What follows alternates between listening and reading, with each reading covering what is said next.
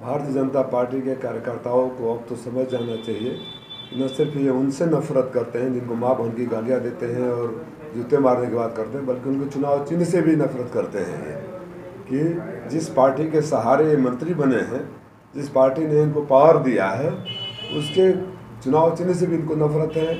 उनके मंत्रियों, उनके सर्वोच्च नेताओं के बारे में जो अपशब्द बोले थे, गालियाँ दिया था, जूते मारने की बात किए थे, अब इसके बाद क्या बचा है भारतीय जनता पार्टी के कार्यकर्ताओं को इनके साथ खड़े हों। मुझे तो खेद है उन भारतीय जनता पार्टी के नेताओं को जो उनके साथ चल रहे हैं। मुझे उन पर दुख होता है कि अपने सर्वोच्च नेता के बारे में पहले गाली सुने, इनसे माँ बहन की गाली सुने, अपने केंद्रीय मंत्री के बारे में कार्यकर्ताओं को जूते मारने की बात सुने।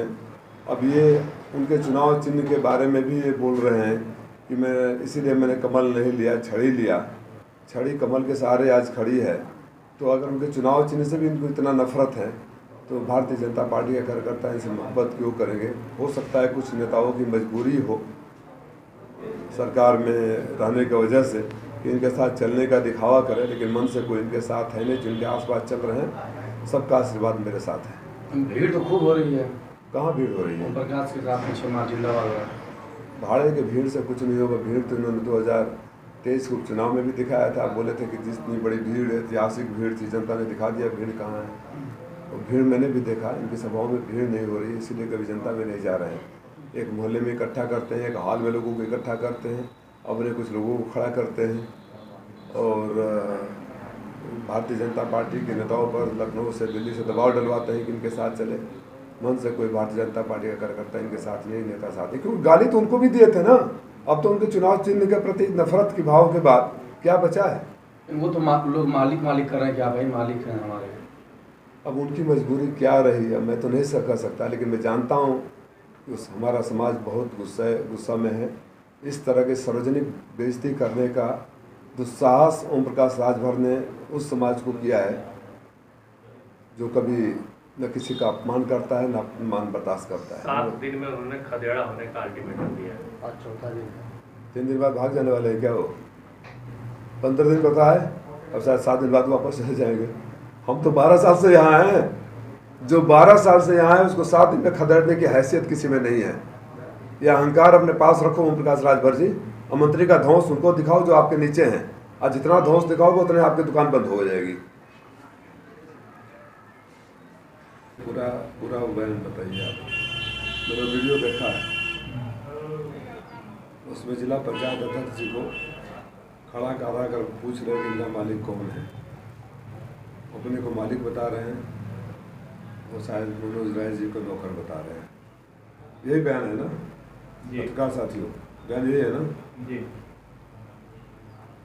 यह अहंकार, ओछापन, छोटापन और बौनापन से भरा, दम्भ भरा बयान है। लोकतंत्र में कोई मालिक हो ही नहीं सकता। मालिक तो केवल जनता होती है। आप लोगों ने देखा है, मैं संबोधन भी करता हूँ या सोशल मीडिया पर भी लिखता हूँ तो मैं घोसी के मालिक को लिखता हूँ। जो अपने को मालिक समझ लेते हैं वो मानसिक रूप से कितने छोटे हैं जनता समझती है।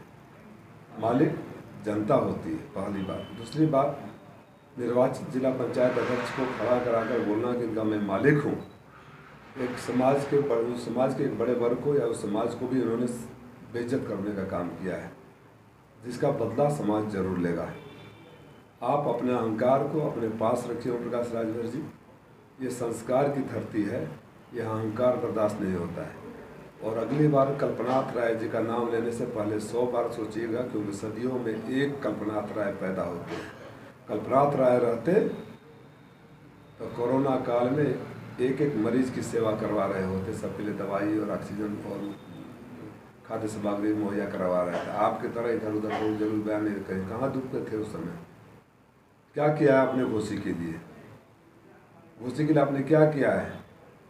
सिवाय प्रधानों को धमकी देने, जिला पंचायत अध्यक्ष को बेइज्जत करना, ये धमकी और बेइज्जती वाला धंधा बंद कर दीजिए। क्योंकि आपके मंत्रिमंडल में भी सिर्फ चुनाव तक ही है, उसके बाद सबको पता है कि जो इतनी बुरी हार होगी, ये आपको मंत्रिमंडल से बर्खास्त होने वाले पहले मंत्री होंगे। उन्होंने कहा कि छड़ी निशान जो है पहले से परिचित है, मुसलमानों को ये समझाने का प्रयास किया कि आप उस पर पहले भी वोट दे चुके हैं, इस पर आप क्या कहेंगे? मुसलमानों हो या आम जनता हो, इनके बयानों को कोई गंभीरता से नहीं लेता, सुनता है और हंस देता है। कब क्या कैसे बोलेंगे, किसको बोलेंगे, अगर इनके बयानों का पोस्टमार्टम करने लगे तो बेशर्मी भी आत्महत्या कर लेगी। गाली देना, गले पड़ना, माफ़ी मांगना, उलझुल बोलना, कभी इसके बारे में बोलना, कभी उसके बारे में। मैं तो आप पत्रकार साथियों से निवेदन करता हूँ, एक अवसर घुसी कल्पनाथ राय की धरती पर, स्वर्गीय कल्पनाथ राय जी की धरती पर प्रत्याशियों के बीच या विरोधी, राजनीतिक विरोधी से मैं कभी किसी को दुश्मन नहीं समझता, बीच सिर्फ इस बात पर बहस होनी चाहिए कि घोसी के लिए आपने क्या किया और आगे क्या करने का एजेंडा है। आपके पास घोसी के लिए क्या विजन है? इस तरह का मैं सांड हूँ, मैंने इंजेक्शन लगा दिया है, मैंने छड़ी कर दिया है, मैं मालिक हूँ, ये क्या बेहूदगी भरा बयान है ये सब। थोड़ा सा भी तो गंभीरता हो राजनीति में। हम लोग कल्पनाथ राय जी का नाम लेते हैं और विकास की बात ही नहीं करते हैं। मेरे पास है एजेंडा, मेरे पास है यहाँ के आर्थिक, सामाजिक और भौगोलिक स्थिति के हिसाब से आगे कैसे करूँगा। किसी पद पर नहीं था, जब मौका मिला था तो मैंने 4 लेन की सड़कें बनवाई, मैंने अंडरग्राउंड केबलिंग करवाया, मैंने प्राइमरी हेल्थ सेंटर खुलवाया, मैंने पुल बनवाया, मैंने पावर सेंटर्स को अपग्रेड करवाया, अस्पतालों में सुविधा मुहैया कराई, तमाम बड़ी सड़कें उस समय हमारे लेटर हेड पर है, आप पत्रकार साथियों के पास उसकी काफी प्रतिलिपि। तो बस इस बात पर होना चाहिए ना कि मैं छोटे से कार्यकाल में जब मैं किसी पद पर नहीं था, सिर्फ मेरी पार्टी की सरकार थी, तो मैंने क्या किया। और आने वाले इस बुनकर और किसानों की नगरी में जहाँ नौजवान बेरोजगार हो रहे हैं, किसान जाड़े भर जानवरों से अपने खेत की रक्षा करते हैं, गर्मी भर आग लगने से रक्षा करते हैं, बुनकरों का हाल हुआ हद तक चला गया कि किसानों की तरह आत्महत्या के कगार पर खड़े हैं। इनके लिए क्या विजन, इस बात पर बहस होनी चाहिए ना। उल जलूल बयान भरा देने वाले नेताओं का जनता बहिष्कार करे। जनता से मैं अपेक्षा करता हूँ, निवेदन करता हूँ कि मजबूर करें कि सिर्फ आपने क्या किया है अब तक और आगे क्या करेंगे, बर्बाद करें। ओम प्रकाश कह रहे हैं कि मैं पहले वाले ही पार्टी में हूँ, उस पावर के लिए गया हूँ भाजपा में। अब देख लीजिए, वो बोलते थे तो मुँह सांप होते हैं ना, ये तो पता नहीं इनके कितने मुँह हैं, कब किस मुँह से कौन सा बयान दे दें। अब यही इसी से जनता को गंभीरता से लेना चाहिए।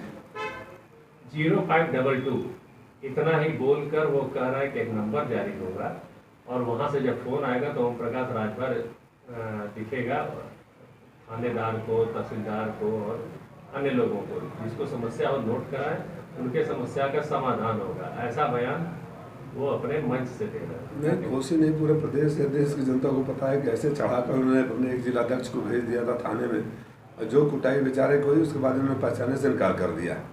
तो जनता इनके इस तरह के बयानों को गंभीरता से लेने से इनकार कर दिया है। अभी इसी तरह वो जरूर बयान देंगे, एक नंबर दिखाई देगा, इनका एक सिपाही नहीं सुनेगा। इनके सबको पता है कि क्या है, एक सिपाही तक का ट्रांसफ़र नहीं करा सकते हैं। राजभर ने भारतीय जनता पार्टी के नेताओं का मजाक उड़ाया है, कहा कि भीख मांगने वाले लोग ठंड में बैठे हैं और राजा धूप में बैठा है, इन लोगों को धूप में बैठाना चाहिए। इस पर क्या कहेंगे? ये भारतीय जनता पार्टी के लोग सोचें। भारतीय जनता पार्टी के कार्यकर्ताओं को याद है कि किस तरह इसी व्यक्ति ने उनको माँ बहन की गालियाँ देकर जूते मारने की बात करी है, आज फिर भी का कटोरा दे रहे हैं। मैं भारतीय जनता पार्टी के कार्यकर्ताओं से निवेदन करता हूँ कि राजनीति अपनी जगह है, जीत हार अपनी जगह है, लेकिन इस तरह बार बार बेइज्जत होने से अच्छा है ऐसे आदमी को सबक सिखाकर, बार बार गालियाँ सुनने से अच्छा है ऐसे आदमी की जमानत जब्त कराकर राजनीति में ऐसे लोगों की एंट्री हमेशा के लिए बंद कर दे। पार्टी चाहे कोई भी हो, आत्मसम्मान से बड़ी कोई चीज़ नहीं होती है। गाली सुनकर वोट देना, जूते की मार खाकर वोट देना, भीख मंगा बनकर वोट देना, माँ बहन को, अब उस शब्दों को इस्तेमाल नहीं कर सकता कि नाम को याद, उन चेहरे को तो याद करोगे जब ईवीएम में बटन दबाने जाओगे, उस कोख को तो याद करोगे जिसको गालियाँ दी गई थी। कैसे आप बर्दाश्त करते हो, कैसे अभी तक आप बर्दाश्त कर रहे हो? आयोग से मांग करता हूँ कि इस मंत्री को, जिन्होंने अपने पुत्र को जिताने के लिए इस लोकसभा क्षेत्र में लगातार धमकी भरे बयान, प्रधानों को, निर्वाचित प्रतिनिधियों को, जिला पंचायत अध्यक्ष को लगातार धमकी भरा बयान और बेइज्जत किए जा रहे हैं, कभी माइनॉरिटी को, कभी निर्वाचित जनप्रतिनिधियों को, इनके प्रचार पर तत्काल इस लोकसभा में रोक लगाएं। तो जनता आक्रोशित है। इस तरह गूंगे बहरे चुनाव आयोग से अपेक्षा नहीं की जा सकती कि ये कार्रवाई करेंगे। फिर भी लोकतंत्र में विपक्ष को रोकने में मांग तो जरूर करूंगा और जनता चाहती है ये बार बार धमकी देना, अपने को सांड बोलना, वैक्सीन लगा देना, समझ जाओ मैं कौन सा मंत्री हूँ, मैं इनका मालिक हूँ, ये क्या बयानबाजी है भाई? ये यही लोकतंत्र है? कोविशील्ड को लेके एक मामला आया है जहां पर विदेश में कोर्ट ने उससे जो कटघरे में खड़ा कर दिया और कंपनी ने माना है कि उसमें समस्या है। क्या कहेंगे? जब माननीय राष्ट्रीय अध्यक्ष जी श्री अखिलेश यादव जी ने बयान दिया था तो टीवी पैनलों पर भाड़े के लोगों को बैठा कर जोर शोर से कंडेम किया गया है। कहाँ है सरकार, कहाँ है वो लोग जो बोला करते थे टीवी चैनलों पर, हमको कटघरे में खड़ा करते थे? क्यों बोलती बंद हो गई उनको? चंदा लेकर कुछ भी करवा देंगे।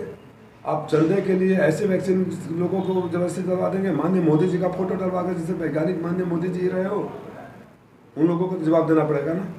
इन लोगों के ऊपर राष्ट्रद्रोह का मुकदमा होना चाहिए जिन्होंने इस तरह का वैक्सीन लगाकर। आप कल्पना करिए इस तरह का रिपोर्ट, और उसने कंपनी ने स्वीकार किया कोर्ट में। अब तो उसके बाद कुछ बचा नहीं। जो लोग, मैंने भी कोविशील्ड लगाया है, मौत तो ऊपर वाले के हाथ में होती है, लेकिन तमाम करोड़ों लोग जिन्होंने वैक्सीन लगवाया उनको ऊपर क्या गुजर रही होगी, किस भय से वो सो रहे होंगे। जिस तरह से लगातार मौतें हो रही है, कोई एक्सरसाइज करते हैं, कोई डांस करते हैं, कोई पूजा करते हैं, कोई शादी करते हैं, नौजवान लोग मर जा रहे हैं। इसका जिम्मेदार कौन है? कहाँ है भारतीय जनता पार्टी के प्रवक्ता और नेता जो अपने को वैज्ञानिक समझ रहे थे? लोगों को समझना चाहिए कि भारतीय जनता पार्टी चंदे के लिए और पैसे के लिए किसी की ज़िंदगी के साथ खेल सकती है, देश के साथ खेल सकती है, देश की सुरक्षा के साथ खेल सकती है, और देश का हित इसी में है कि सरकार को जल्दी से विदाई किया जाए। ओम प्रकाश राजभर का कहना है कि बाहर कम पढ़ते लिखते हैं, अपने बोलने से उनको फुर्सत नहीं मिलता है। भारतीय जनता पार्टी के तमाम मंत्रियों ने और सांसदों ने बयान दिया है।